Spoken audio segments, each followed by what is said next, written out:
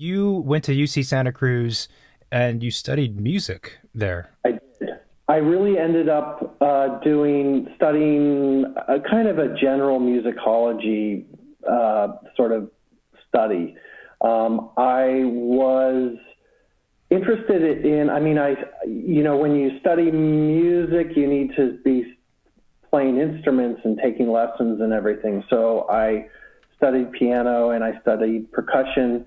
I played music sort of I guess my whole life or most of my life.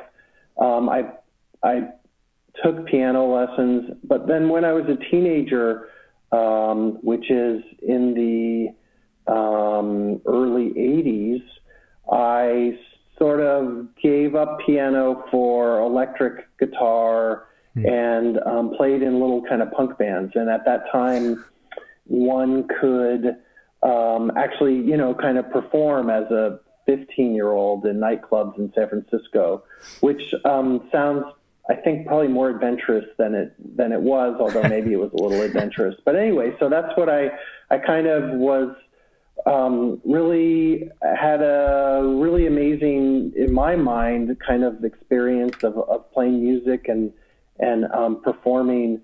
And then I went to university, and I was still just really fascinated and remain fascinated by music, but in such a kind of curious and general sense that my studies were pretty all over the place. So then I began studying piano again. I studied a little bit of percussion.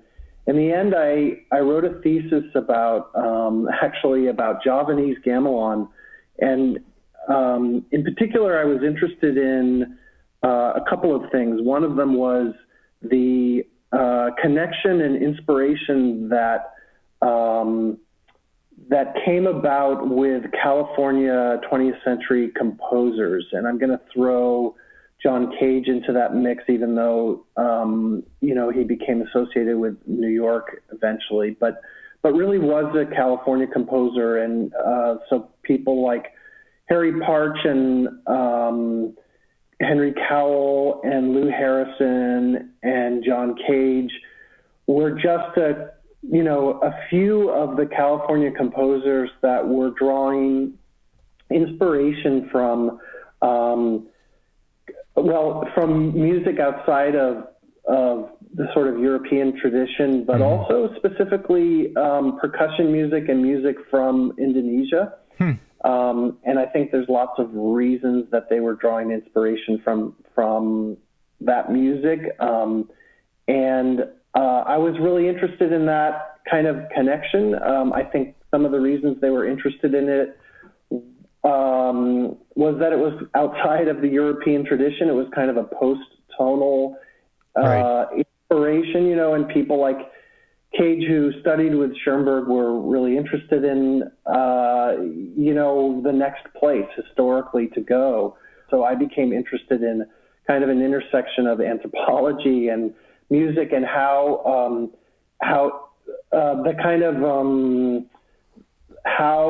the instrument influenced the form and vice versa. And so, I say that with this thesis being, pretty many years later, several decades later, and I don't think I could articulate, unfortunately, as well as I am right now, which is not all that great either, but still at the time, I don't think I was as clear as I'm being right now about all the kind of intersections of those interests.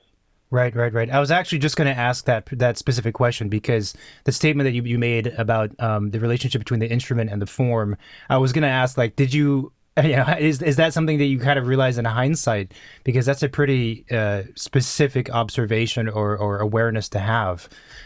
Is the Indonesian music more, is it, I'm not familiar with it, so I'm going to assume the sounds are perhaps like not as comforting to most Western ears? In that sense, is that? Oh, I think a lot of those composers that I mentioned, and we'll even kind of go back a bit, because there's a really, and also, if anyone has a real musicology sort of background, who watches this, I'm probably not being, I'm not an academic, right? So I'm being a bit casual in some of Sure. my comments. I think that's forgivable in the context of this conversation about design and landscape architecture. I agree.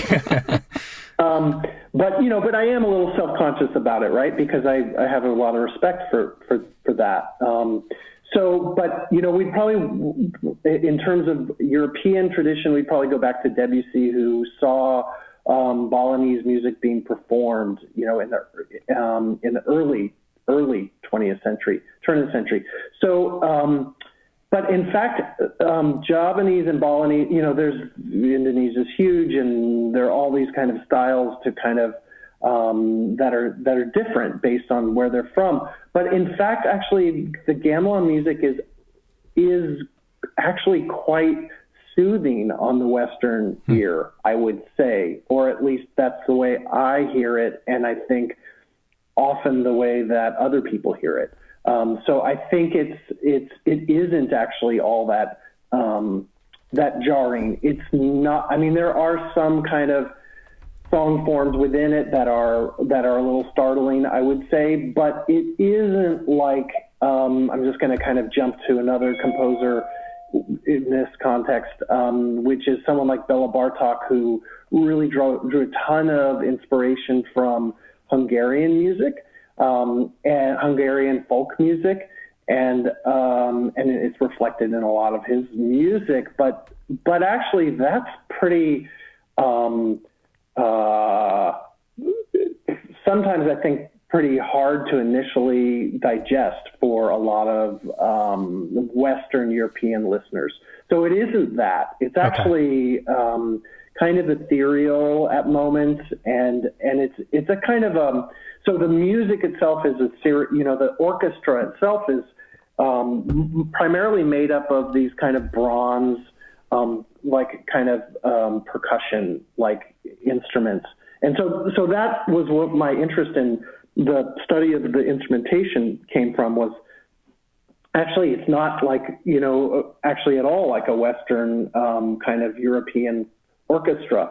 It's this kind of percussion music that comes out of this sort of shimmering kind of metal sound.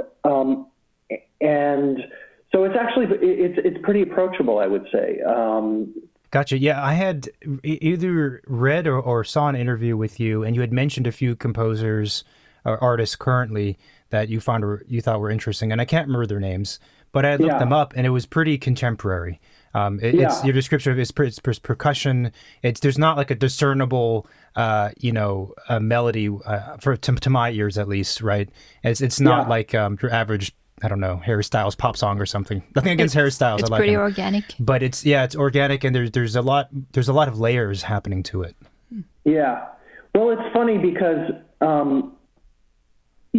my interest in music just kind of continues, which feels like a pretty lucky thing that one gets to have a lifetime being interested in something and continually learning about things. But also my interests are pretty broad. So so in the context of talking about design, it's harder for me to directly connect some of my interests of like maybe more popular music to design. But it's because I can't quite attach a really clear, let's say, compositional strain there. So if I'm it's hard for me to think about the Rolling Stones relative to design. It's a pop song or let's say blues format that I completely have reverence for, but that's harder to connect ideas about composition to, if that makes sense. Whereas if we look at a kind of Western art classical tradition, it's much clearer. So if I think about the Baroque and I think about Baroque gardens, although, those time periods historically never exactly line up. Some of them are kind of, come in front of others. if you're looking at visual art or gardens and you're looking at music, and right. it's not precise, right? These are really general ideas about form, composition. It's pretty clear to me to think about Bach and to think about French gardens, even though we're talking about different parts of Europe. But we're talking about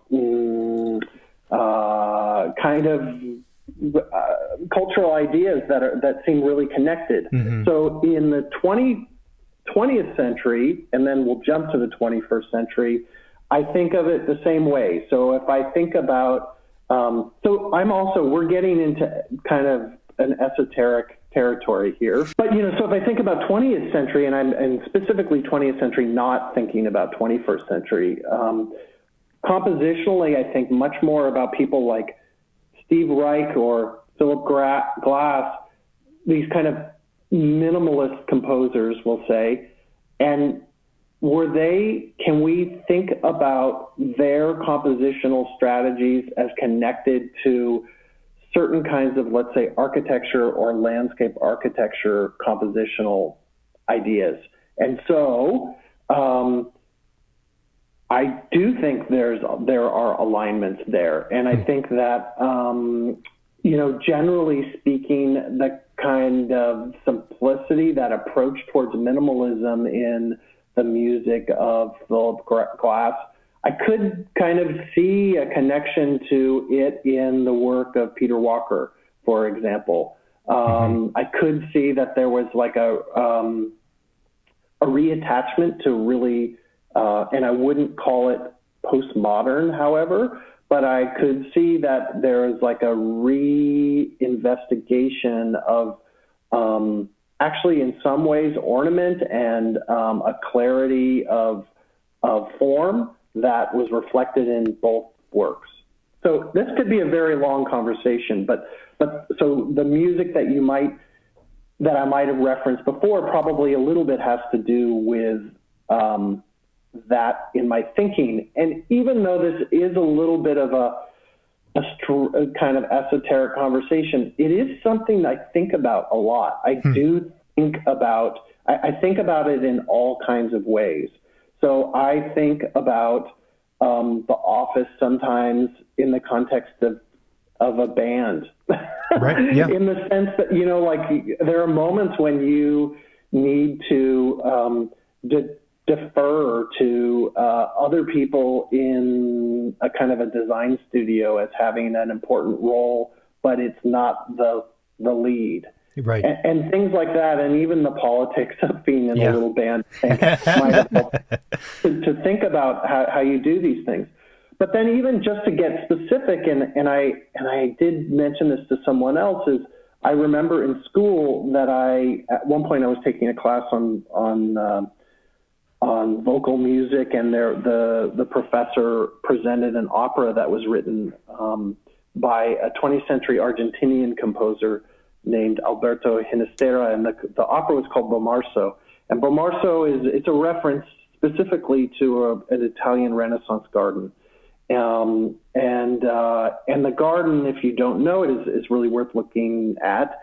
It's a garden that has a very kind of fractured narrative, and there's all kinds of speculations about its genesis.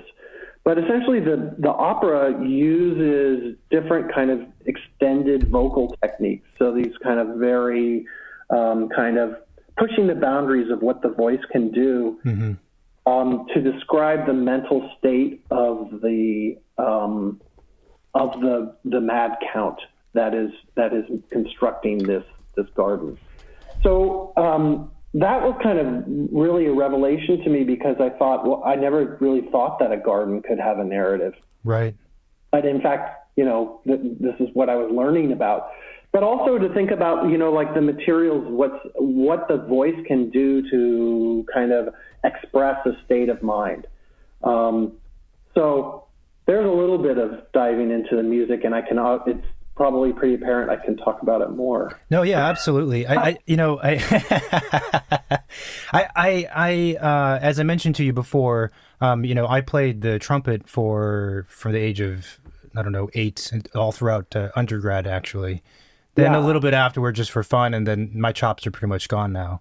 But I've also often thought about the parallels between the profession of design and the practice of it and the organization and band and everything else. But it's but so talking more about perhaps like the actual craft of either landscape architecture, or design, I do find myself thinking about like there are certain sensibilities I feel I have in when I'm designing something. So now we're talking about a formal composition, let's say, and there's something there that I'm seeing that I feel is either right or wrong or more correct, and I know that somehow it's tied to my experiences as a former musician, if I could even call myself that. But it's almost I've never been able to really kind of like put it into words as to it's not a direct translation. It's not like I'm looking at a composition and then saying, okay, the notes are walls and now this is a building, but there's some kind of sensibility there. And I'm wondering, it seems like you also have this same kind of that's for you as well. Do you find that it's somehow either easier or more difficult to talk and communicate with other designers who also have some kind of music background or don't? Like, have you had that experience? Is there a kind of difference in how you see things because of that music background? Well, I'll tell you, first of all, I really agree with what the way you've described that, let's say, process, that connection to music and I think, and I do think about this as well. And I think ultimately there are two things that contribute to that conversation. I mean, one of them is just that it is intuitive at a certain point. Mm-hmm. There is some intuition at play here, and then it is iterative there, and that's just something we know as anyone who plays music, whether they're however seriously they may pursue it, but that it just takes doing over and over and over and over again to kind of get it right. You can look at any musical phrase and know that it can be interpreted in different ways. And the only way you're really going to maybe land somewhere is to do it a few times. Mm-hmm. So that seems really basic to me. I'll say that it's funny, in our office, there are many musicians, and actually we've kind of joked that we would do a recording with, the amount, I would say at least 50% of the people in our office have some connection to music, and some of them quite serious and some not so much. Wow. And actually, I've lost all my chops as well. So I'm kind of like not so serious as much as, thinking about it or listening to music. But I think that there is a difference in terms of so specifically with the way that James and I work and how we overlap, I think there is a difference, but I think it has to do with, what I'm describing as being a kind of iterative process. Essentially, he's sort of the person that will work for 15 hours on something to get it right. And I am the person that was trained very specifically to come back to it tomorrow and keep chipping away at it. Because you can't really, if you're practicing as a musician, you can spend more hours in a day on practicing, but ultimately it's only going to solve itself over a period of time after, every day. Right. And so I think that might influence, the kind of difference. And, but I think it would be probably not so great to have the both of us or an entire office of one approach. Sure. Right? Because there are times when probably we do need to just, binge and really try to get a solution. And there are times when that's just not going to work. You need to pick it up the next day and the next day and the next day because things reveal themselves, slowly sometimes. Yeah, absolutely. And we were talking about this actually the other day, that in music performance, at least, there's a fairly technical approach you have to be successful. As you just said, you can't be doing whatever and pulling all-nighters. It doesn't work your muscles will fatigue, and it'll be totally unproductive and damaging, perhaps, actually. Exactly. And it just won't work. You just won't be able to do it. Yeah.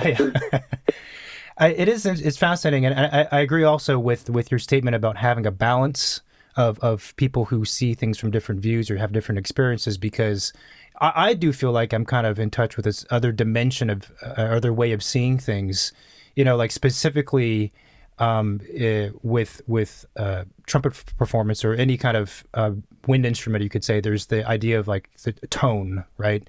And I've always envisioned like you can have a really deep, dark tone and a bright tone, and a tone can be full, it can be empty. But these are not. But when you play music, you know what that means. And I know that you've played the clarinet, I believe, if my research is correct. So you know what I'm talking about. But for someone who's never performed music in that way, it's like I don't understand. I don't have a visual or an internal sense of what that is. And I think sometimes I wonder if like, okay, I'm going too far. I'm leaning too much on this kind of sensibility, and then Marina will come in and be like, yeah, but no one else in the world knows what you're talking about. So dial back in. Yeah. On that note, so you went to UCSC, right?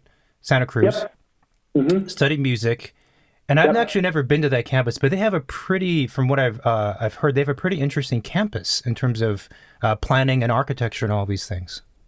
Yeah, it's a really beautiful campus. I think it's really set in a spectacular kind of Northern California landscape, and the approach from a campus design perspective was to create a series of colleges. So there are all these kind of destinations within the campus that have discrete sort of focus.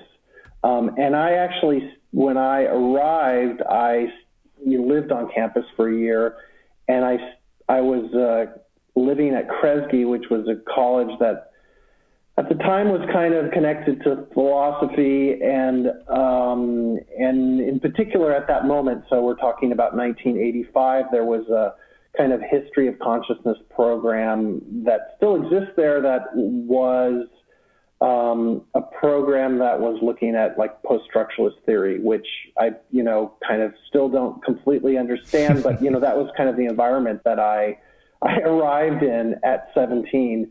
And the buildings were designed by Charles Moore. And so I lived in these kind of, and, there were no grades, and it was kind of a rethinking of how you would even live as a freshman in a college campus. They were suites, and then they had some other kind of structured living spaces called octets, and it was just kind of this really different sort of approach. And the Charles Moore architecture was a period. And I don't know the date, but it was he was really interested in these kind of European kind of hill towns. So it's like this whitewashed kind of series of buildings that kind of attach themselves to the hillside. I sort of oddly, James studied architecture as an undergraduate, and I think his first job out of school was working for Charles Moore. But anyway, this was I think it's kind of a good Charles Moore project. I think there's a kind of elegance to it and something that's appropriate. Of course, it's totally out of scale, and I think that it might be, I think Studio Gang are working on some project to transform or remove it. Your time at UCSC, it seems like you enjoyed it, and it seemed like you fully deep dived and were immersed into music and still love it today. Why did you decide to not pursue that either as a career? Or I'm curious, like what the transition from music to eventually landscape architecture is, a decent jump. Yep. Well, I would say that I am not the most practical person. Although, in time that evolves a little bit. But certainly when I was an undergraduate, I was really not at all thinking about career. I was thinking about my interests. And I mean, probably if it were up to me, I wouldn't have even really chosen a major. I would have just studied things.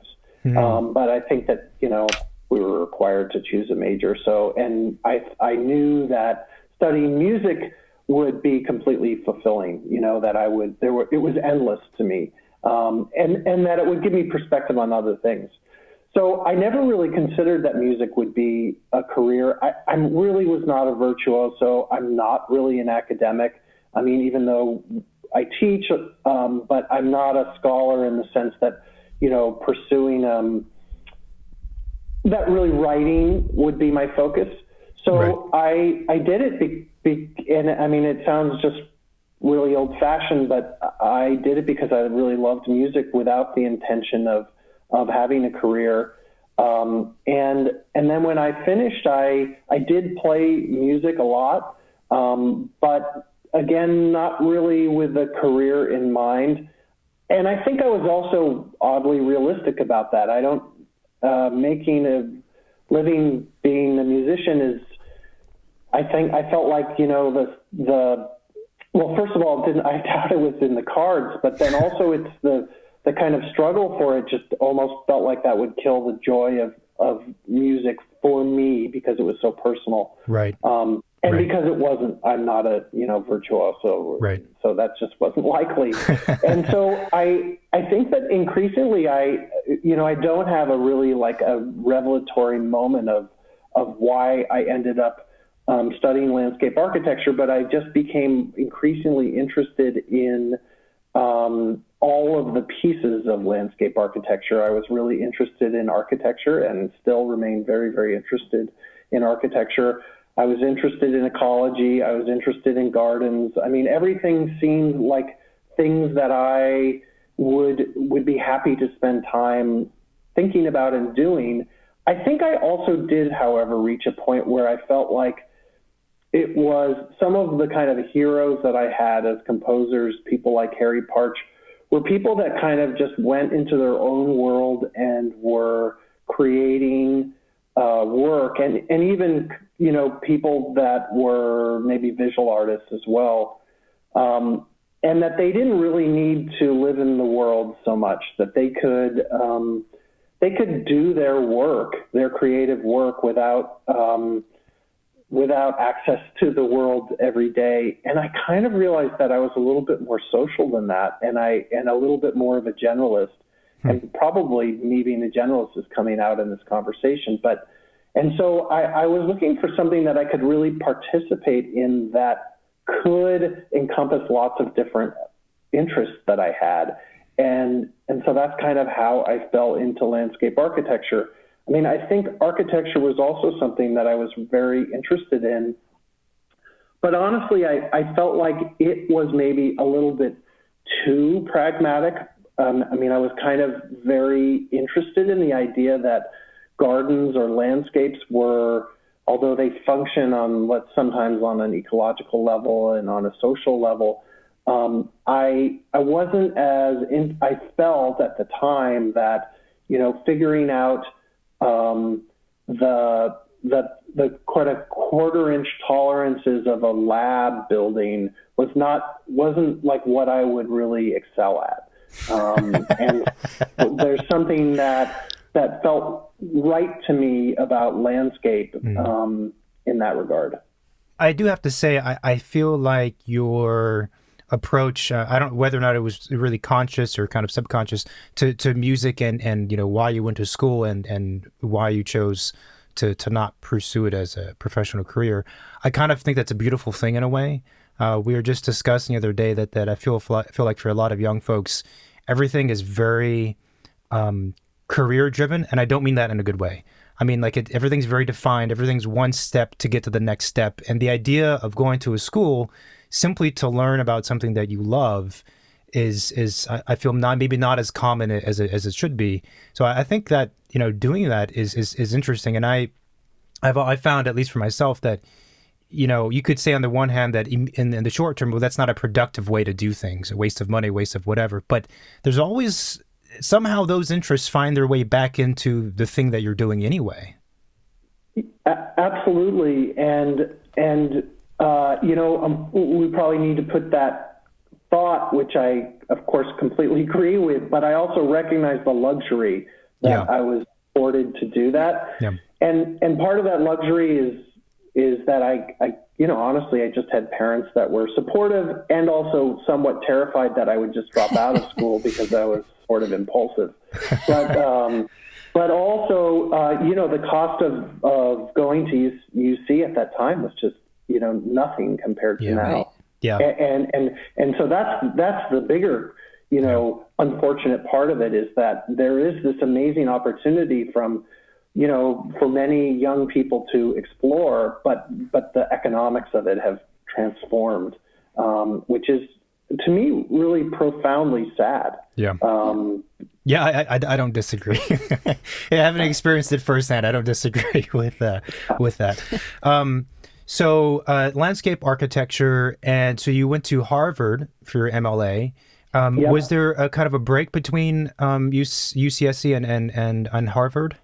There was. There were a few years when I was actually, even though I said that I wasn't really making a living, because I wasn't, but I was really playing music a lot. I was playing in different ensembles, and ensemble sounds a little bit more elevated than it might have been, but, little groups of, right. And I was just working odd jobs so that I could play music. And and then I actually did work for a while at an estate garden that's in Woodside, which is a garden from, we'll say, the 20s.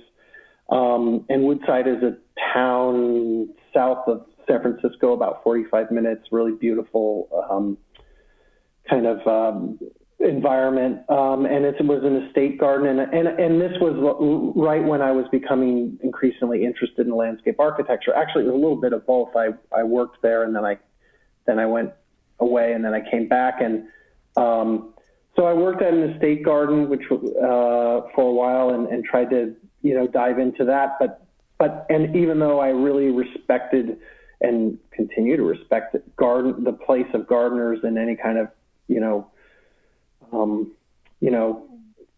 any place like that, ultimately I knew that what I wanted to contribute was more on the design side. So there were a couple of years, and then, and then I created a portfolio sort of from nothing, because, I actually didn't have grades, as I mentioned. So I would have these written evaluations talking about my voicing in my left hand and certain Chopin etudes and stuff like that, which, I mean, I know that the GSD was just infuriated. They would receive these ridiculous, to them, like narrative evaluations about me practicing piano, and like, how are we even supposed to know if this person should be entered? But most of this is like portfolio based, right? So, right. So I kind of created a portfolio. Interesting. I was curious because, going from UCSC in music, I mean, UCSC is an interesting school, but from that to Harvard, that's a pretty good leap as well. So I guess you had to develop a portfolio. But when you went through, and the MLA is 2 years or 3 years? So also I should say they had a kind of summer program, which a lot of universities have. And so I went to a summer program, and that kind of solidified my ability to create a portfolio. And then so the program I went to was 3 years. And after going through the 3 years, or once you got into it rather, did you find that your perceptions of what landscape architecture was going to be, was it different from what you thought once you entered? That's a very good question. I'm sure the answer is yes. And I'm trying to think about how it was different.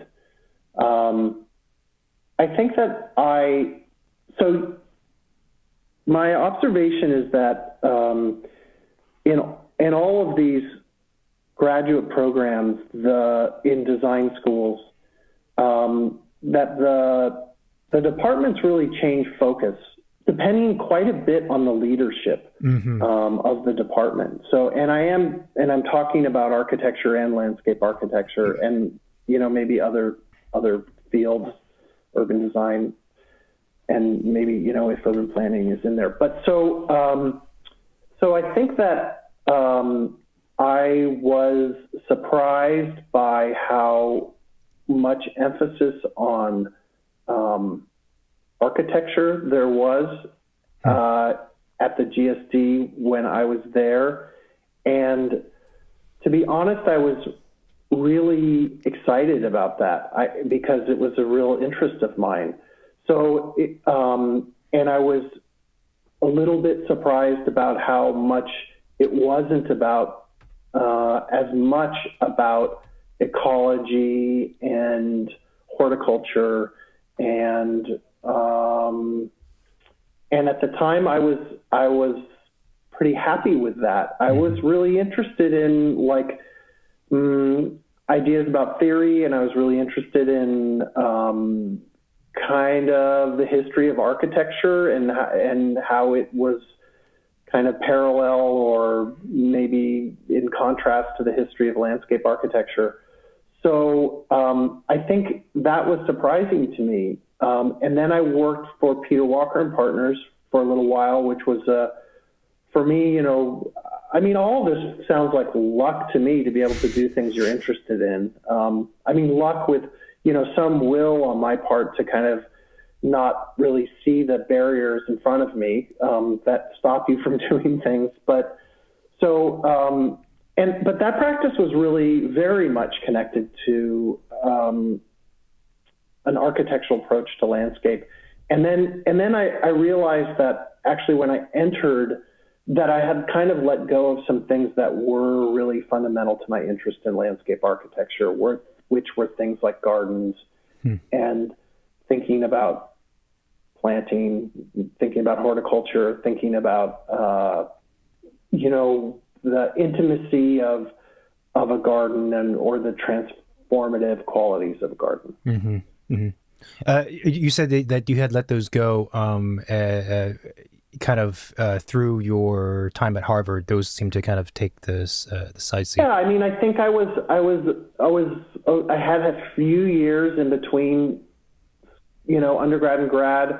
And so I was pretty focused actually when I went to the GSD, and in some ways I thought, well, I'm going to take advantage of what they have to offer. I'm not fighting it. I'm just going to go with it. I'm going to dive in as deep as I can. So I would go to see Michael Hayes lecture about architecture because, how could I go there and not at least, expose myself to that? So yeah, I was kind of like taking what they were giving, and which I don't regret. Yeah, of course. Yeah. Of course. 3 years is it could be a good amount of time, but also it's very brief to try and cover all the aspects of landscape architecture. The education has to continue on afterwards, I would assume. Exactly. Were you guys in the trays in that building? We were. Yep. I have to ask, what is that like? I guess it depends on where you are in the trays, right? If you're in the back or the front, or the bottom. Yeah. What is it like? I don't know. It was just chaotic, basically. but not to be be ridiculous about this, but I did feel my whole experience was that there was a little bit delirious also, because I was kind of overworked and overstimulated. Yeah. And so it felt like all one piece to me.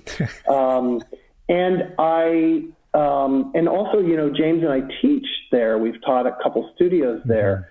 And so we taught last spring, a year ago. And so I had a little time to reflect on what it's like to be in the trays as well. And I think it's very personal because there are, it's such a funny thing.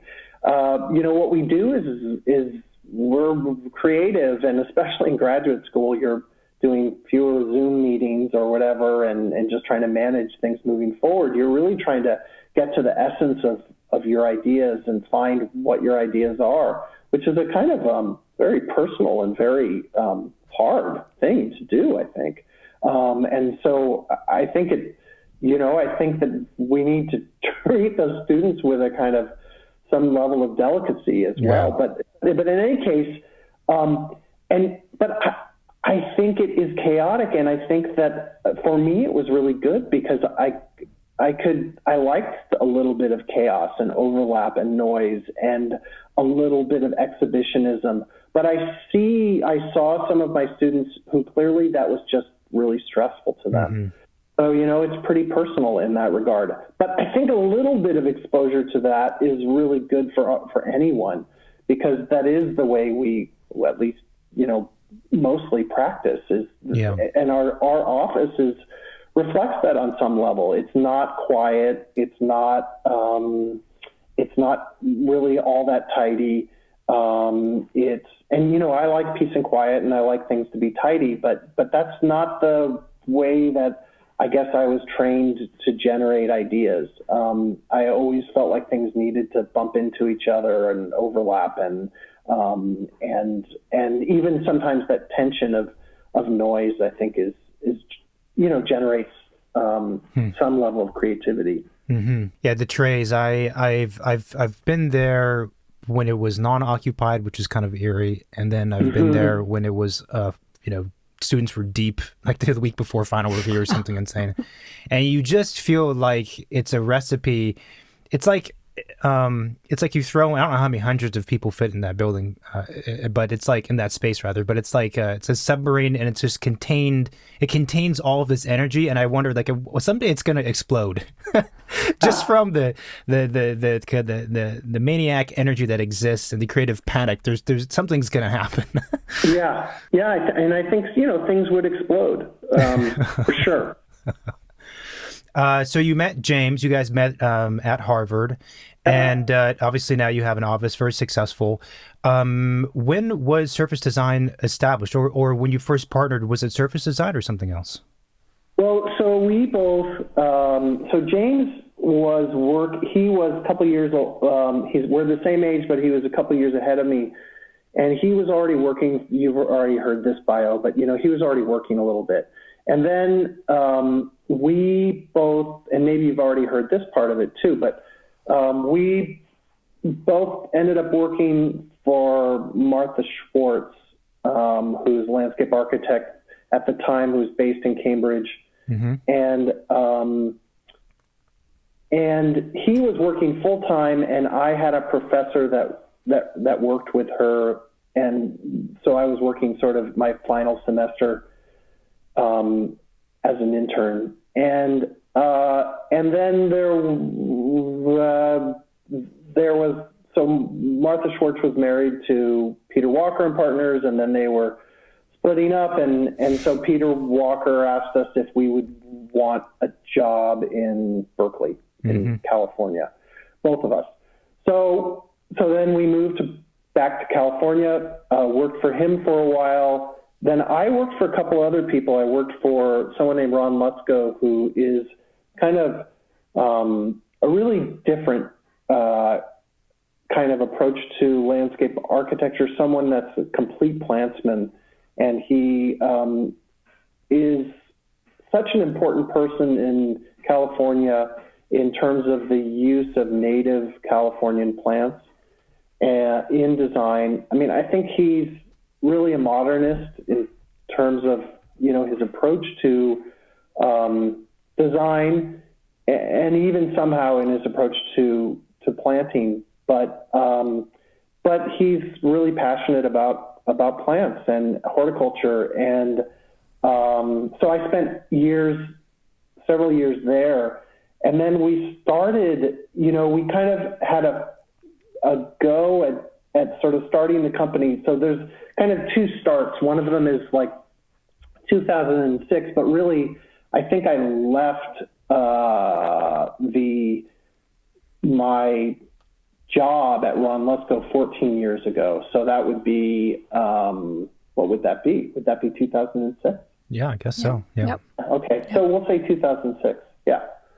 But I think the company was a little started earlier than that with this in mind. Mm-hmm. So we're always there was a kind of clarity that we would without, a tremendous ambition, to be honest, but there was always a clarity that we were going to, do our own design work and have an adventure with that.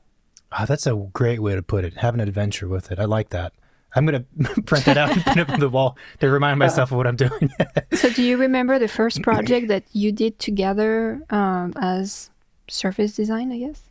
Well, I think I do, because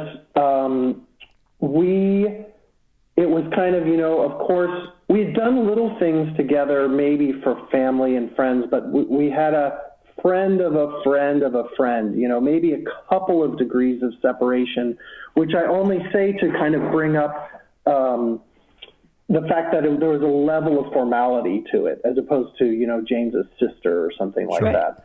So it was kind of a friend of a friend of a friend that had a garden in San Francisco and wanted, a design.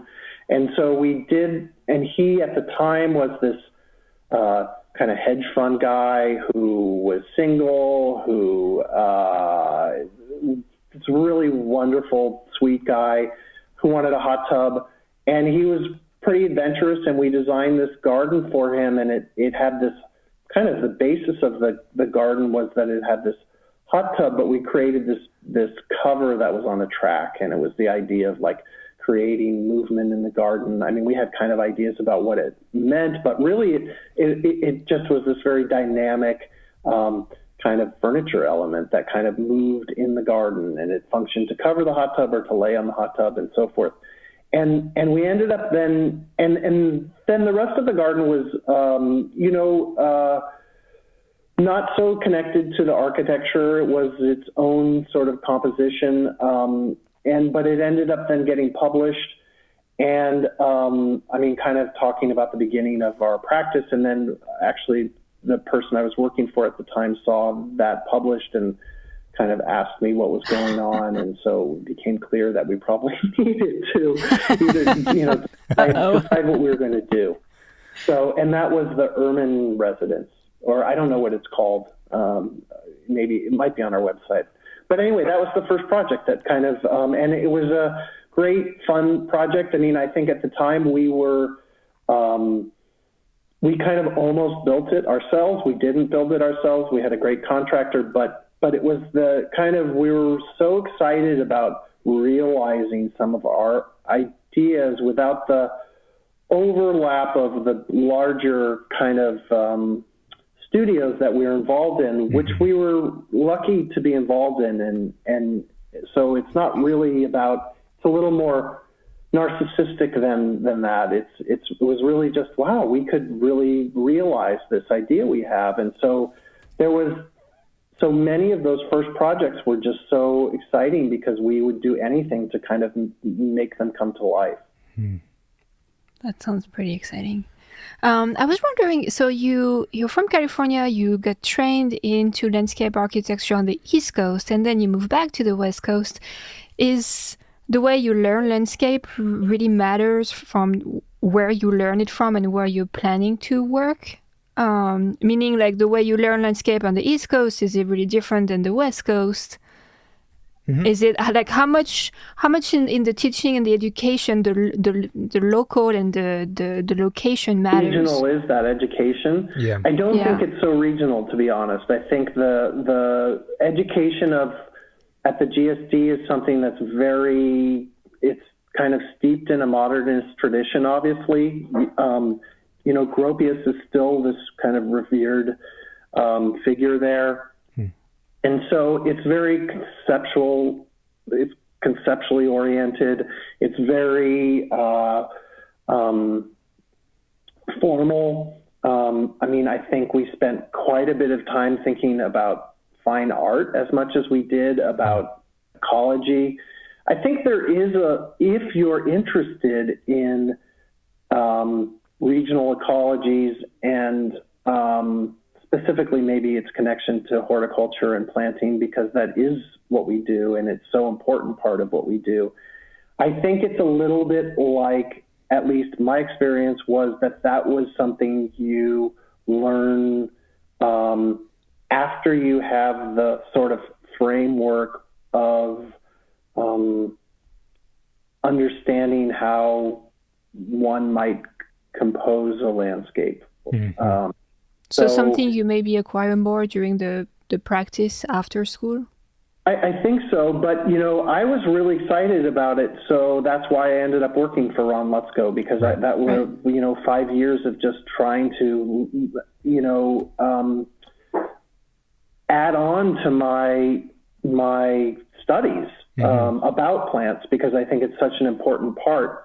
But the truth is, at least in graduate school, we weren't learning about detailing anything so much. I mean, there would be classes on construction detailing, but they were pretty vague, I'll say. Mm-hmm. And I think that's different with, let's say, an architectural undergraduate education, I think.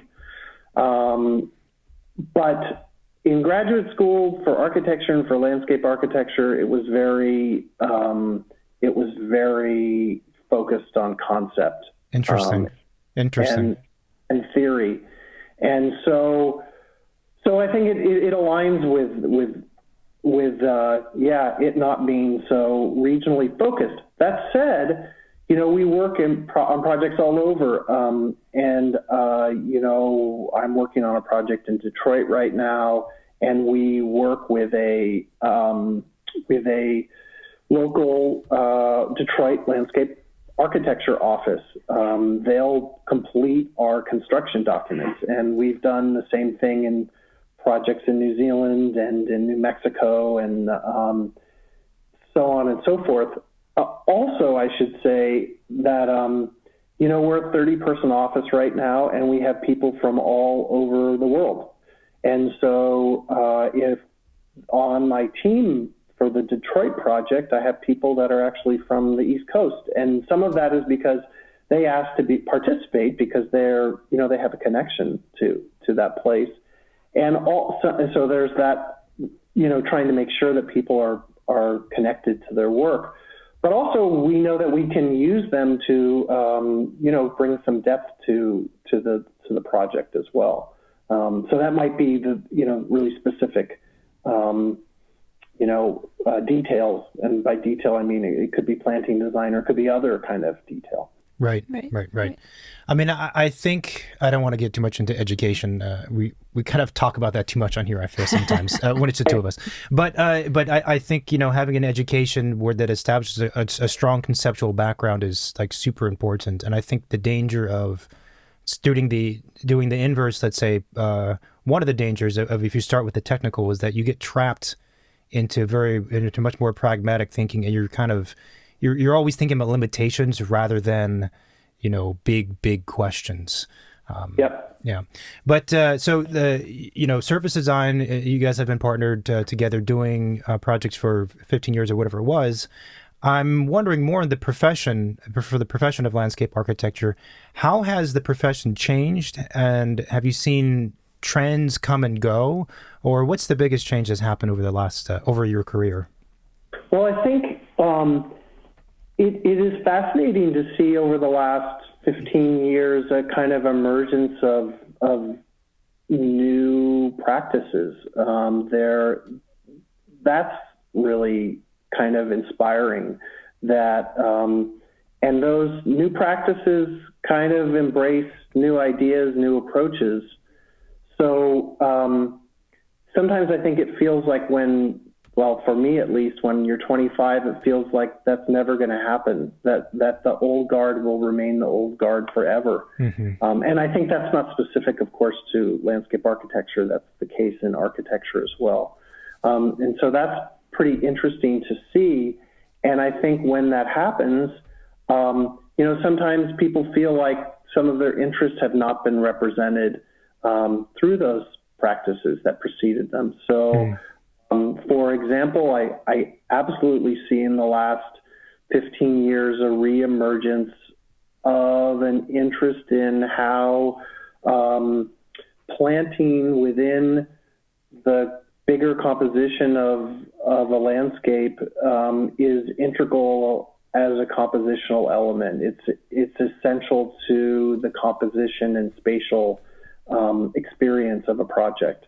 And I see that in a place like the High Line, and I see that in a, Millennium Park. I guess I'm using two Pete Udoff examples, but I see it also as coming from a little bit of maybe a nurturing of that in Europe as well, and England. And so thinking about practitioners like Dan Pearson, who's, I think, a really amazing designer and someone that's so committed to plants as being, a material that he works with to create spaces. So I think that's a shift that happened, and one that I'm really excited about. I think that in terms of theory, there certainly was a shift, I would say, in the last 10 years towards kind of ideas about, landscape urbanism. I think Charles Waldheim became a very important figure to think about a bigger contribution that landscape can make to the conversation about cities. Yeah. And that's exciting to me as well. I see it as harder to recognize in terms of built projects than what I'm talking about with regards to designers and planting as an essential element to the work that they do. Right. But I see it in the way people talk about their work. I think it sometimes is confusing for students to make connections to when they finish school to how that does manifest itself in a project on the ground. And I struggle to see how it really does as well. I mean, I think... Wait, when you say on the ground, you mean in reality, not just a paper project? Yeah. Okay. Exactly. So when I go to the Domino Park and, that James Corner completed recently in Brooklyn, I'm actually I struggle with seeing it as really all that different than some landscape architecture projects that I've seen of Peter Walker and Partners. And I mean, outside of certain kind of stylistic gestures, which actually I don't think really matter that much, certain kind of like edges of steel being curved, like with a wider radius or whatever. I mean, and stuff that I pay attention to, but I don't think like fundamentally are all that different than what I would see out of a practice like Peter Walker and Partners. So, go ahead. Well, so in a way, I'm a little suspicious of how theory kind of comes to life in that context of landscape urbanism. Of course. So for the not to kind of rip on James Corner's project, but what would be like some of the things that you would want to see realized that would distinguish a project like the Domino landscape project versus one that was done by the other office that you had mentioned? Am I being clear in what I'm saying? Yeah, I mean, I guess, I don't, in a way, I'm sure. So perhaps the celebration of infrastructure seems to me to be really important to the idea of landscape urbanism, for example. But in fact, it's kind of complicated because actually most municipalities at this point, so there's a kind of idea that we're really pushing for municipalities to, on an urban scale, make sure that we're really being progressive in how we do things like stormwater management, for example. And so can that be expressed in a landscape as an experience, and I guess to some extent as like a didactic experience, which is something that I'm kind of not that inspired by. But in any case, the reality is that most municipalities in the U.S. have really progressive ideas about infrastructure. Like, you can't do a project in the U.S. that doesn't incorporate pretty thoughtful ideas about stormwater management. I mean, in the Northwest, they have these sort of like salmon safe guidelines that came out of Oregon that are amazingly progressive. They're kind of like a version of LEED, but for sites, and they even kind of touch on maintenance issues and kind of thoughtful ideas about how we maintain our landscapes. So it's not that there's not more that can be done, but actually a lot of municipalities are doing these things and have been doing them.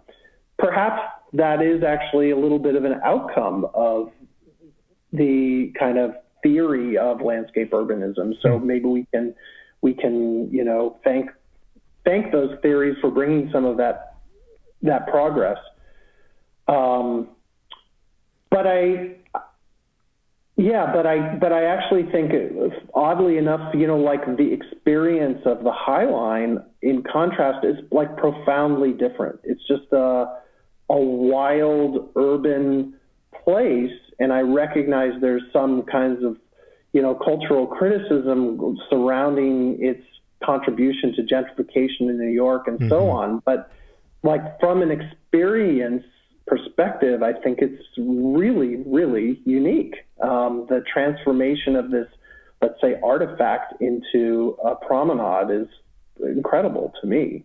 Whereas the Domino Park feels kind of like landscape architecture that I've been in before. And I'm not even saying that's bad. I just don't recognize a theory attached to it. I see. Right. I see. Right. Somehow go ahead. The expression either of history of the place, or the expression more specifically of an infrastructure that's had either historical relevance or importance even today is kind of what you're talking about, right? Yep. Yeah.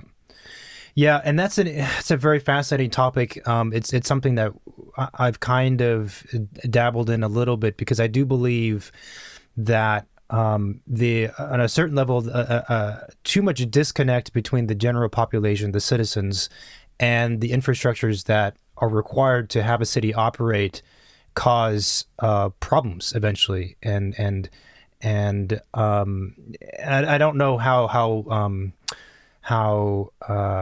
expressive a project needs to be of the infrastructures. They don't need to be overly expressive, but somehow that disconnect between the two, I think, is something that we have to wrestle with. Yeah. Another kind of smaller question is, do the use of technology in your profession, like when I went to school and for a bachelor's in architecture, I was exposed a little bit to landscape architecture students, and they were always doing a lot of hand drawing. And I'm curious if in your practice, surface design, if a lot of hand drawing is still used. And I'm talking, my visual references like Prismacolor pencils, like full-on color renderings, or is it mostly computer-based and very loose sketches by hand?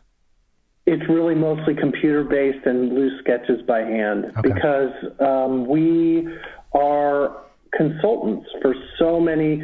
I think one of the things that at times can differentiate our practice from an architecture practice is oftentimes an architectural practice will have a project that has a big team dedicated to that project full time.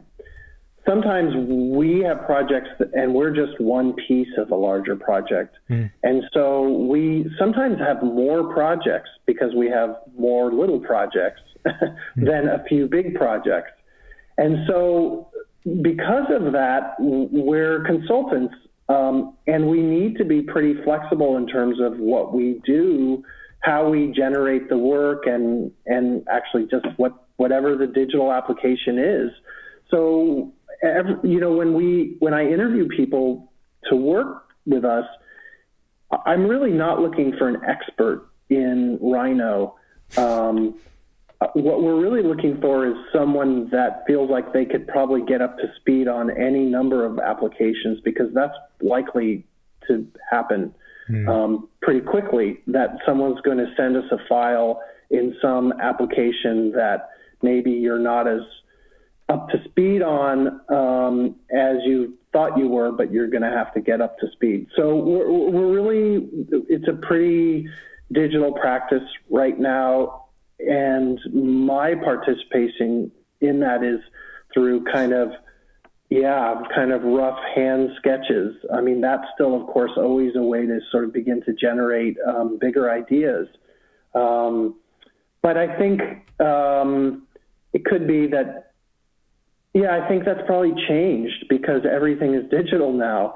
Everything. So we're a pretty digital practice at this point. I think, though, one of the things that I'm interested in and becoming more and more interested in is figuring out how to really align the design with the representation of that design, because I think our practice, like many practices, sometimes falls into this kind of lazy pattern of, let's say, rendering a design in the same way for every project. And sometimes the default is this kind of, collage 3D rendering. And I know this has even been written about, where we see the same entourage in, everyone's 3D rendering. Yeah. This guy that's on the phone, and there's a woman with a bag, and they're just like all over the world, right? At every single museum opening and so on. Busy people. And so increasingly, so there's a few projects that I've been working on, and I'm really trying to work with the team to develop the representation that matches where we are in the project. And, I can even follow up with some of the renderings that I'm thinking of that we generated to do that. Because, a lot of times we're just showing bigger spatial ideas. And so sometimes we're making choices about details that we're not ready to make. And also, we're not trying to represent sometimes a commercial space. And so we need to apply a different kind of criteria to different kinds of projects. So that is a very open-ended question on my part, but one that I'm very interested in. I was just going to ask you that because I feel like, even just for architects, sometimes it is hard for the client to really understand what the project is going to look like. Even if you have 3D plans, VR, their ability to imagine and project the design is very complicated. So I cannot imagine, how do you make that work well when one of your primary material is a living thing such as plants and trees, and you work with slopes and perspective and distance? Like, how can you communicate the vision you have in your head with a client that doesn't have that kind of understanding? Yeah, I think it's a really excellent and difficult question that I don't have an answer to, except to say that I think the texture of that representation might be as important as the accuracy of it. So that's kind of where I am heading, trying to think about, well, if we can at least somewhat express the, I don't know, I can't think of a better word than if we can at least express the mood of it somewhat accurately, we're kind of getting there. And I think that, of course, sort of applies to architecture, but the tricky part about landscape is that people are really familiar with certain kind of architectural spaces, or at least they can reference in their head, I think, oftentimes a little bit more easily, let's say their experience of a museum or of a kitchen. Right. But actually the catalog of landscapes or gardens that people have been in is a little more vague, and in some ways, that's wonderful. They're ephemeral. They're maybe they don't function in the same way. They're kind of moments as opposed to action-oriented spaces. But but that is the challenge, and that challenge is attached to, you know, how much people value it as well. I mean, I think of course we value some of these landscapes when we're in them, but once we're removed from them, they kind of fade away and become a little more abstract. And so that is absolutely, you know, a challenge and something that we have to confront, I think, in our practice. Do you think that, I'm wondering if it's more difficult to have work be poetic or the representation of work? Well, I guess so. Both the representation of work and the work itself. Is it more challenging to have it be poetic when you're using the computer more? Because it would seem like the hand is you know, freer, is looser, and has a little more poetry to it. One might assume. I don't know. I don't subscribe to that. Okay. I'm the person that subscribes to, you know, that a pen is technology as much as a computer is, and that. But I do see a laziness that can creep into using a computer, and how we might fall into traps of just kind of repeating things that have worked okay in the past. Right. So, but I think there's all kinds of ways to rethink that. I think, yeah. And so actually, you know, I don't know, you know, I guess I think about someone like David Hockney, who's constantly reinventing the way he works as a painter and completely dives into technology, and yet it's still him. Yeah. I don't know if you've seen some of his kind of, I mean, and he's so prolific, it's kind of hard to even kind of take apart the good from the bad, the sketch from the final, you know, piece. But I do think he's a good example of someone who it's all coming out of his head, no matter whether it's a video or it's a collage, whether it's a photograph or a hand drawing. Right. And I think, so that, I don't know, that's my counterexample to that question. Yeah. Yeah, that makes sense. I suppose it's just maybe a certain level of awareness, a heightened level of awareness needs to happen with certain tools that you use, we could say. I think that's right. Yeah. I think that's right, because it is so satisfying to be able to cut and paste. Like all of a sudden you've created a whole world, you know, without. Yeah. I mean, that's just thrilling. Yeah. So I think it does take a little bit more, a little bit more to kind of question whether that's the end of that, you know, representation, that piece. Yeah.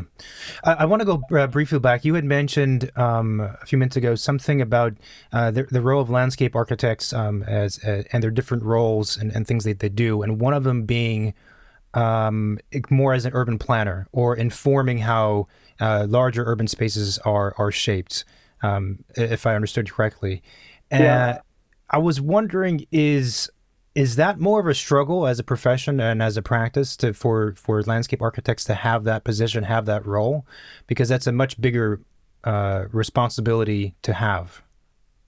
I think that it is, you know, I think that the way bigger urban projects occur right now, it's sort of acknowledged that that's an important participant in those conversations.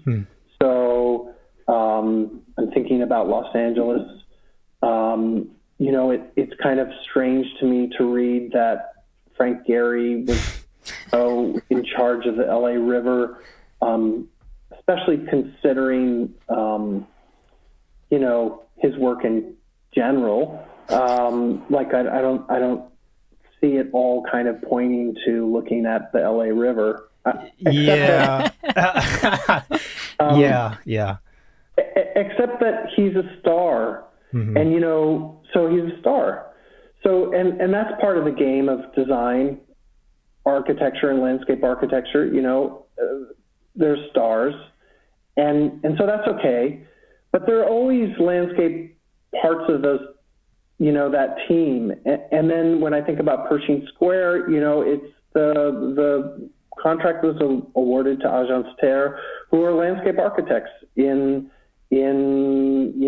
France. But so I think that actually I feel like that's shifted probably. That there always is now. And I mean, what was it? Was it Legaretto who originally did Pershing Square, right? Or did the version that we know now? Mm-hmm. So that's a kind of a shift that a landscape architect was chosen. And we're always, when we're on teams, there's often for urban projects, there's often an architect that we're playing a dance with, whether they're the prime or we're the prime, and I don't know. I mean, I think that's changed. I think that it's not as big of a struggle. I think there's some clarity that those, like Michael van Valkenburg's work at Brooklyn Bridge Park mm-hmm. Clearly it's a landscape project, and so I don't know. It doesn't feel as I'm not feeling the kind of marginalization that you're describing. I mean, it probably exists a little bit, but then I have to say my mood at the moment is that I'm just not that focused on the politics of those things, because I think I just don't feel like it's productive to what I can contribute. Right. Not because I'm really all that evolved of a person, but it's just I just don't find it hugely interesting. Yeah. You know what I mean? I'm just it's a good point. It's a good point. I mean, I think there's kind of like understanding and analyzing a situation and its different aspects, but then there's also the question of what's going to help me be productive to get things done and to accomplish more. And there always is, there's always sort of politics between fields, and I'm kind of at a place, sometimes we worked with architects and they kind of want to do our work, and I don't know, I'm at a place where I think it is possible that architects could do some of the work that we do, and maybe they should do it then. I mean, I don't know. It's okay. I mean, we're kind of busy, and I would like, ideally, for someone to want me to contribute and to make it a fun, good project. Right. So instead of like getting overly involved in egos and ownership of things, mm-hmm. it doesn't interest me that much.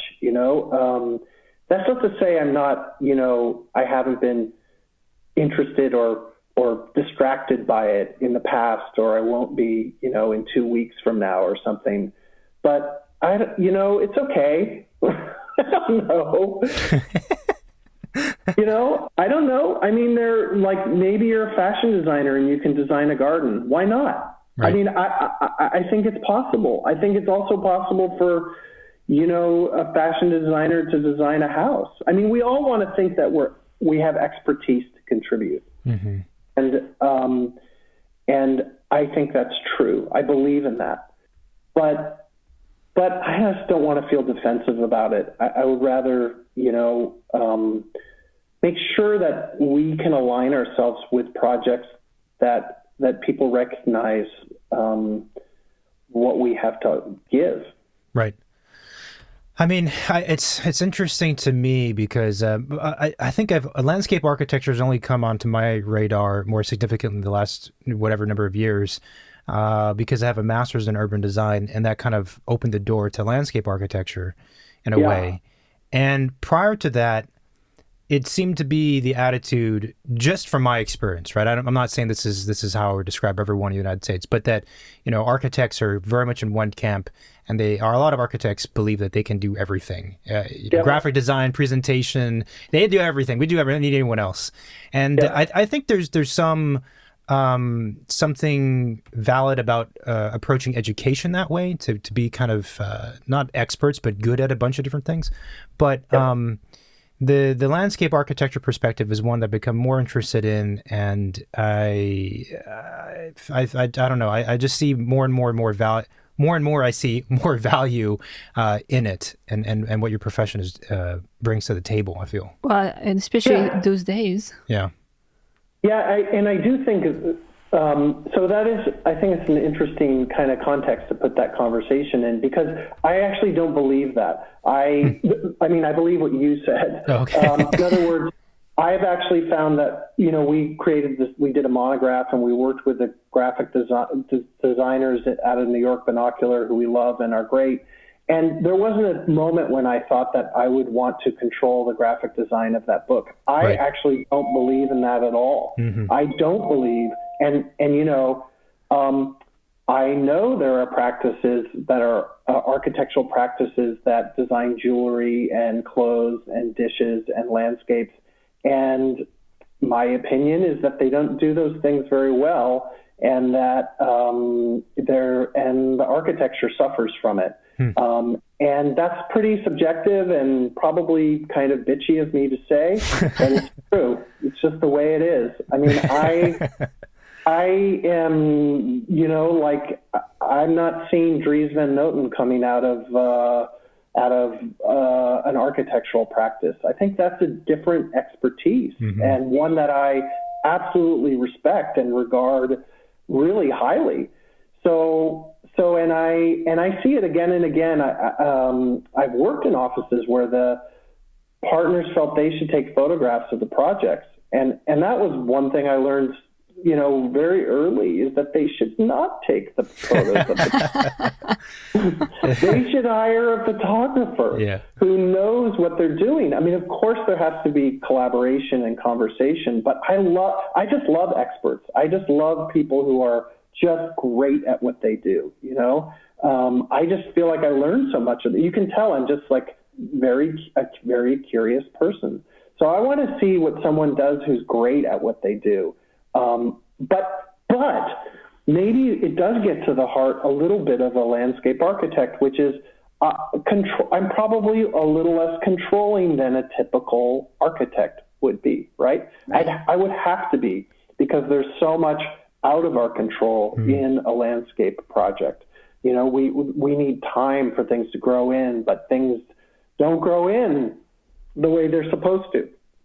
Right. We don't even really materially things change. Our process in terms of planting, there's like a built-in flexibility. We're not going to be able to exactly find this tree for a project. We're going to have to develop criteria around what we think the spatial qualities of that tree might be, but we have to allow for some flexibility. And of course, that's a thrill to me. We're working on this project in Seattle right now that's 40 acres. Part of it is public, part of it is campus. It's right on the Sound, and there are 1,000 trees. And I went to 20 nurseries in the Pacific Northwest to finally select those trees, which was to me like, okay, my life is amazing. This is so great that I get to do this. And some of these are these like ragged little outpost nurseries that might have a couple specimens that we're looking for, and some of these gigantic nurseries. That's kind of a different process than, and I don't mean to say we're apples and oranges, architects and landscape architects, but it's a little, kind of might differentiate a little bit of an approach is some looseness.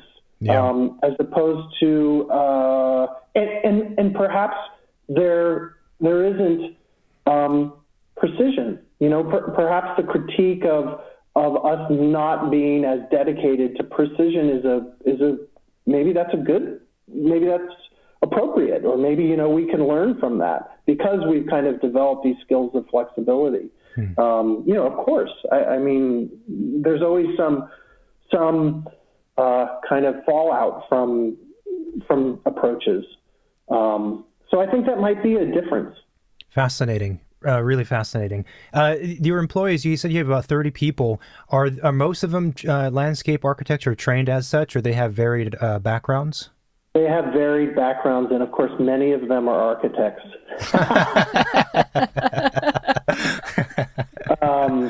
Yes, they're varied. They're varied, but I don't know what we are. I don't know. It might be that we're at least a third trained as architects, but we might even be half or 40% architects, and then the other percentage landscape architects. So yeah. Interesting.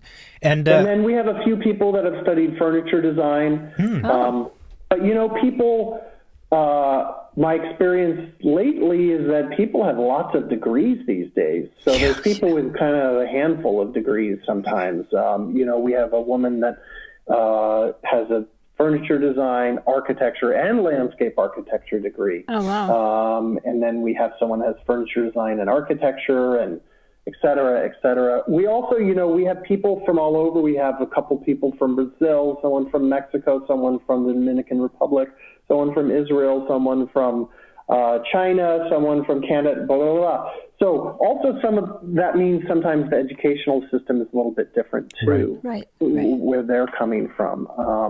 And if they're coming from Europe, actually, it's a little more restrictive, I would say. Oh, yeah. I can buy that. Yeah. That sounds like a lot of fun, and maybe even more so now because we've been in quarantine for so long. We actually did have a listener question that came in just before we scheduled both you and James. Okay. So I'm going to ask it to you now. The listener asks, I was curious if you could address any information you have or have been exposed to regarding architects' relationship with landscape architects. I know some architects have a go-to landscape architect, but I'm also wondering the best way to foster these relationships. Any insight is helpful and appreciated, especially anecdotal. I'm currently going to my third year at the University of Southern California in landscape architecture, and think this could be a useful topic for architects and landscape architects alike. Yeah, I think it's a really excellent question. I think we really depend on our relationships with architects. I mean, we do a fair amount of projects without architects, and we do projects with interior designers. But sometimes we're just working with the municipality, or actually even in residential work, sometimes we're just doing the landscape and there's no architectural part of it. But all that said, I think it is really important to develop relationships with architects. I think if you can have a really sympathetic collaboration, it's totally amazing. It's like being in a band, the rhythm section or whatever can really is essential to however the band is performing. So, and you say that because you're a percussionist, that's why. Yeah. I mean, I'm not sure who the rhythm section is, and, probably it changes. But so, we've developed, so how do you do that? I think you do it by going into, this is going to sound like I'm such a goody-goody, but it's really true. It's like you go into projects in good faith, and you're honest, and you say, I want this to be a good project. And that how do we get there? You try to be transparent. You say, how are we going to work together to get our client a really amazing project? We know that getting the client an amazing project is going to give us a good project to reference, but you need to put your ego aside for a second and know that you're collaborating. And our collaboration with architects like that has just been incredibly fruitful. We've worked with Olsen Kundig many times both on a residential scale and a little bit more now on an institutional scale in the Crocker Art Museum in the Bay Area, Discovery Museum, and with Adlin Darling out of the Bay Area, who we love, who we've worked on wineries with and with residences with, and also the campus project in Seattle with ERYC out of Los Angeles, who you guys probably know, with Takashi and I. And they're friends and they're collaborators, and they know that we can help create a really meaningful project because we're committed to it, and we learn a lot from them. So let's see, did that answer the question, or did it just reinforce the question? I guess the answer to the question is they should meet architects while they're in school, which I certainly did. You should take classes outside of landscape architecture. I remember I took a seminar with Mirko Sardini, who is an Italian editor, and that was and I said, I know this is all architects, but I think I have something to contribute to this conversation. And he, allowed me to take a seminar. And I think that, I met other architects at that time, and I think it's a way to try to engage in their vocabulary, which is important. I mean, it's what we do. We're constantly overlapping. So, I think that's a good answer to the question. Good. Yeah, I think that's pretty good. Another question was that I had: is there a particular project, either a type or one specific one that was or is more of a challenge to design versus another? I don't really think so. So another thing that we did, you talked about the evolution of the practice of landscape architecture, and I think we entered that world as designers, as young designers, and we felt that the structure of offices, of studios, was such that there was a decision that was made about whether to pursue commercial, public, or residential work.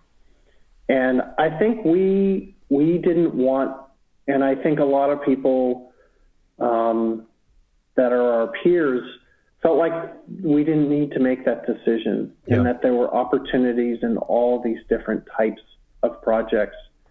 And for us, locations and scales. So,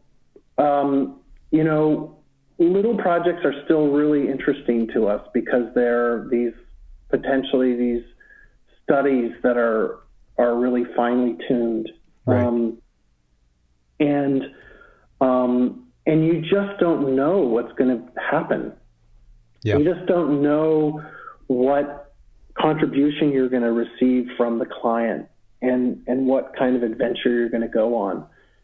And so, we worked on this project at Land's End in San Francisco, which is a public project, and our budget was cut to pretty much nothing. But our client was who was is a nonprofit agency, but they're incredibly flexible and in a way enabled us to dream with no budget. In other words, they let us find the soil that we needed from excavation that was going on in projects downtown in San Francisco. They let us reuse lumber that was being used in the forestation kind of practices of the Presidio. They let us, so essentially you would think that it's a public project and they're a nonprofit and there's all these people to answer to, but in fact, they were incredibly creative with us in a way that you would kind of imagine a residential client to be. Right. And if they hadn't done that, we wouldn't have really had a project because there was no budget. So I actually think that it's pretty project by project, but I would say that because I feel pretty strongly that there's still these opportunities in these tiny projects and gigantic projects, and that it's really about the mix of the project team, and some of it lies on us and what we can bring out of people. I love it. I like that approach. I mean, I think it's interesting, hearing you and James and seeing your work. There's kind of something very fresh about it. I don't know what that means exactly, but I feel it. Well, I have this. Sometimes I talk to people who are starting their business, who just want to, pick my brain, I guess. And I remember I had a conversation with someone, an architect, who was kind of frustrated with what they were what was in front of them right now in terms of their practice, what they were working on. And I guess, my advice was, well, I think if you're doing a kitchen remodel, you just need to really love it. Like, Yeah. And I know I'm not talking about every minute, every second. All these projects create challenges, and there's, politics, and there's budgets, and there's, personalities and stuff like that. So, I mean, I'm not immune to that whatsoever.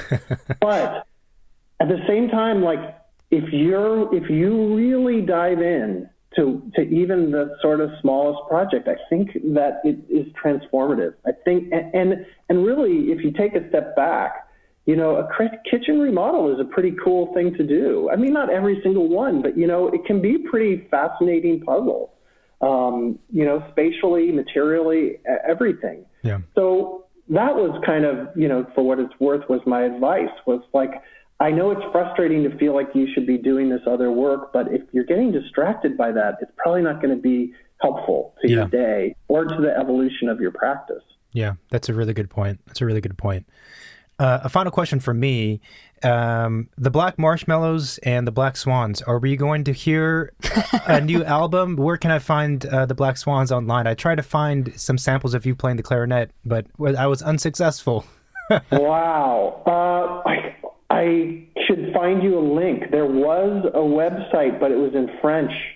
The person that leads it is also from San Francisco, but Swiss French. And so I'll see if I can find it. I haven't looked for a little while. Otherwise, I can send you something. I would love that. You know what the Black Swans music comes from?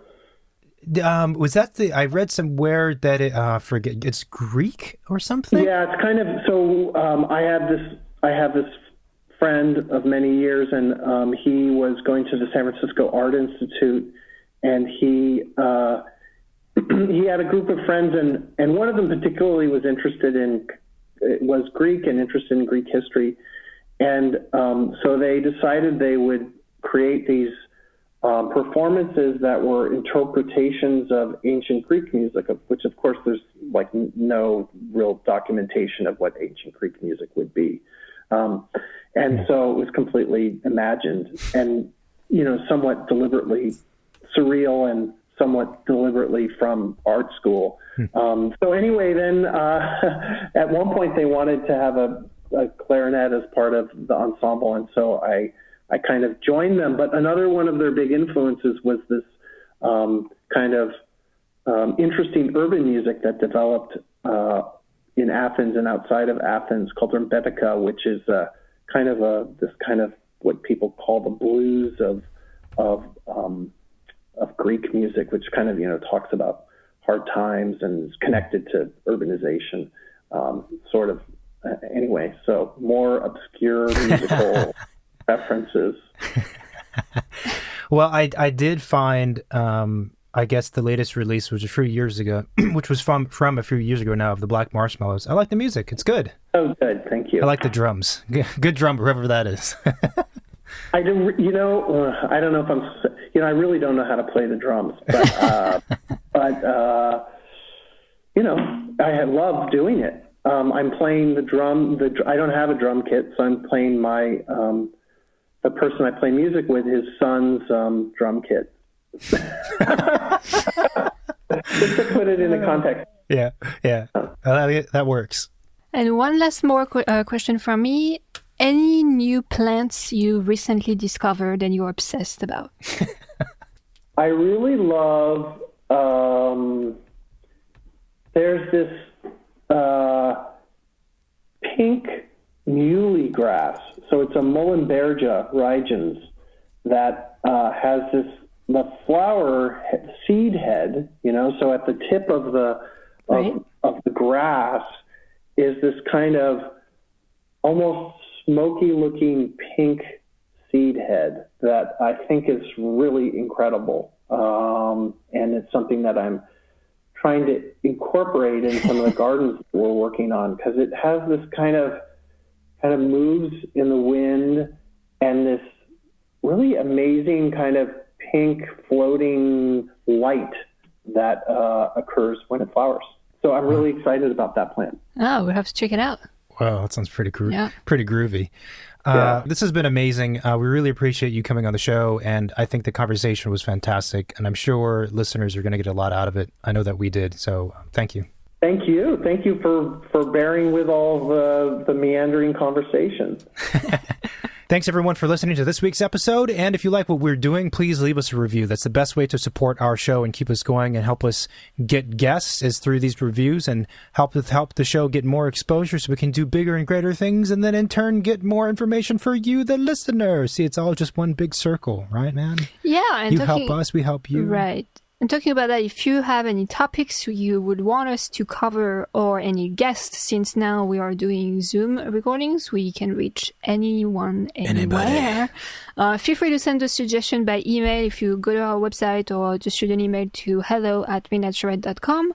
You can also text it. You can send us, leave us a voicemail on our hotline, which is 213-222-6950. We are also present on most of the social media, such as? Pretty much all of them, really. Instagram, Facebook, Twitter. We do have a Vero account, which I don't ever You check. keep mentioning that no one cares about. But the very few people who love Zack Snyder know what the Vero account is. And, of course, our show, as you might have already said, is on iTunes, Spotify, and YouTube. And shout out to our guest, Roderick. He was amazing, and so was James. Love talking to them. And thanks again, you, our listener, for listening. So it means a lot to us, and we really appreciate it. And we will talk to you again next week or sooner. Thanks. Bye. Bye-bye.